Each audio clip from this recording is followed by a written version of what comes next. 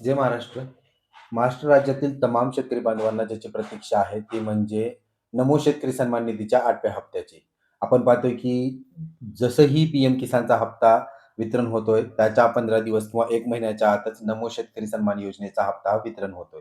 परंतु यावेळेस पी-एम किसानचा हप्ता जो नोव्हेंबर महिन्यामध्ये वितरण झाला होता, आशा कुठेतरी होती शेतकऱ्यांना की नोव्हेंबरमध्येच पी-एम किसानचा हप्ता येईल किंवा डिसेंबरमध्ये जास्तीत जास्त. परंतु नोव्हेंबर संपला, डिसेंबर संपला आणि अद्यापही नमो शेतकरी सन्मान निधीचा 8वा हप्ता आलेला नाहीये. मग नेमका नमो शेतकरी सन्मान निधीचा हप्ता जानेवारीमध्ये येणार आहे, तर येणार आहे, तर संभव तारखा काय असणार असतात आणि याला जो विलंब झालेला आहे, तो निवडणुकीच्या कार्यक्रमामुळं, आचारसंहितेमुळं उशीर होतोय. तर तारखा काय आहेत, हे आपण सविस्तर जाणून घेणार आहोत. त्यामुळे व्हिडिओ शेवटपर्यंत पहा आणि हा व्हिडिओ त्या मित्रांपर्यंत, शेतकरी मित्रांपर्यंत जाऊ द्या, जो पी-एम किसानचा आणि नमो शेतकरी सन्मान निधीचा पात्र शेतकरी आहे. चला तर मग माहितीला सुरुवात करूया. मित्रांनो, नमो शेतकरी सन्मान योजनेचा हप्ता ज्याला उशीर होतोय त्याचं कारण म्हणजे केवळ आचारसंहिता. आता आपण पाहतोय की सध्या जी महानगरपालिकेच्या निवडणुका सुरू आहेत, ज्याची निवडणुकीचा दिवस आहे 15 जानेवारी आणि निकाल आहे 16 जानेवारी.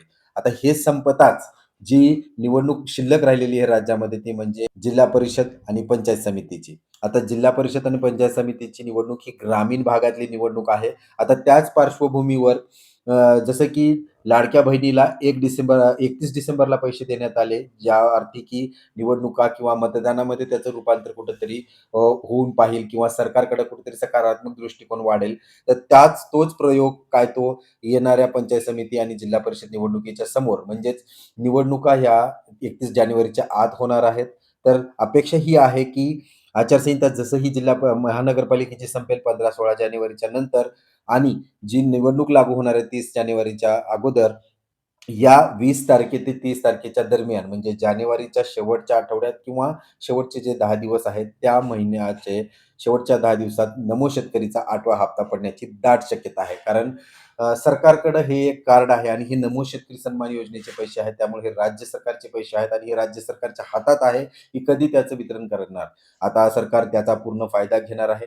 असो, पण तो फायदा शेतकऱ्यालाही मिळो आणि लवकरात लवकर त्यांचा 8वा हप्ता मिळणार आहे. आता बरेच सारे शेतकरी नमो शेतकरी सन्मान योजनेतनं वगळलेत का? असा जर तुम्हाला प्रश्न असेल तर तसं काहीच नाहीये. ज्यांना कुणाला पी-एम किसानचा हप्ता येतोय त्यांना नमो शेतकरीचा हप्ता येणारच आहे. त्यामुळे काळजी नसावी. तुम्ही जर पी-एम किसानचे पात्र लाभार्थी असाल आणि नोव्हेंबरमध्ये तुम्हाला हप्ता मिळालाय, तर नमो शेतकरीचाही मिळून जाणार आहे. त्यामुळे प्रतीक्षा करूया शेवटच्या आठवड्याची जानेवारीच्या आणि त्याच्याबद्दल काही अपडेट्स असतील तर मी तुमच्यापर्यंत पोहोचवण्याचा प्रयत्न करेल. त्यासाठी विनंती आहे चॅनलला सबस्क्राईब करायला विसरू नका. धन्यवाद.